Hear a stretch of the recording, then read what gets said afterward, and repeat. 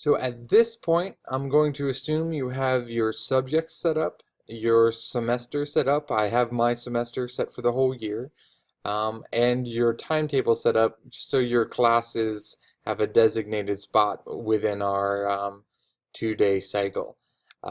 Once you have that going, you can continue to work through setting up your lesson planner inside Planboard, but I'm going to step back from that. That's not something that's absolutely required for our ISACS accreditation process. Um, it is a powerful set of tools, but we're just going to leave that there for now and instead turn our attention to what is actually required from ISACS. And that is going to be this curriculum mapper tool. Now, traditionally, the curriculum mapper for most of the schools that Chalk.com works with, the curriculum mapper is only used by select few administrators or curriculum personnel. But because we're an independent school, our curriculum planning is largely decentralized. We are able to write our own content for the most part. And this will allow us to do so and coordinate a little bit more conveniently. So, unlike most other schools, every teacher is going to have access to the curriculum mapper. There are some warnings that you should be attentive of. Here at the curriculum map, right now I see nothing because we haven't yet begun making individual curriculum maps, which are called subject maps. That's just the vernacular that Chalk.com uses. So I can't see anyone else's subject map because no one else has started one yet. But that is going to quickly change. You will be able to see everyone's subject map that they're working on, and you will be able to edit other people's subject maps. We want to be respectful of that and be attentive that you're not editing anyone else's but your own. And I'll show you how we can be so courteous. That's when I create a new subject map. And let's say I'm teaching AP Computer Science, and so I'll do AP Computer Science. And what I'm going to do is just add my initials to the end of that. That means if there's another teacher that's teaching the same course, they can build their own subject map that might be different than mine initially. We might be asked by our department chairs to come together and create a unified subject map.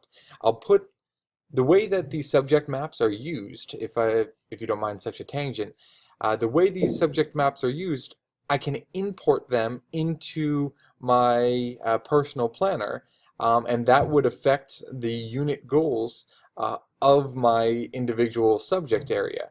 And that would not commit me to that subject map. I can then, once I import it to my subject, I can then customize the individual units and standards. I can tweak them as as I deem appropriate, which is helpful because that means what I'm setting here is the guideline. It's not something it's written in stone or anything.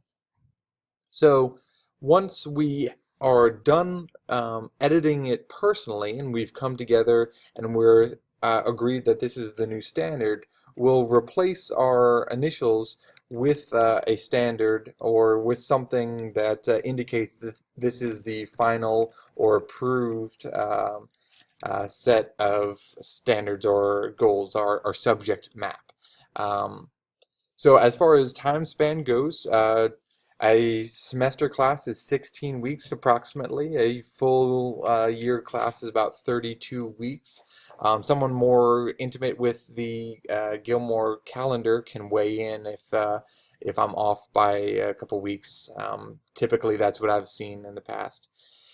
When we're applying our own standards or expectations, there's a huge library that we can already reference. So for me, I can just pull my AP Computer Science standards, and there's already a standard set that someone publicly has uploaded and set. If you already have a set group of standards, let's say you've taken some Ohio state standards and customized them with your department and you had such a list, we can manually upload that. You can just send that to me and we can get that uploaded.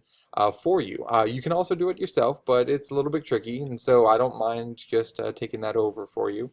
Um, and you can link multiple sets of standards as well. The fewer the better, because it does start to crowd up your long list of standards.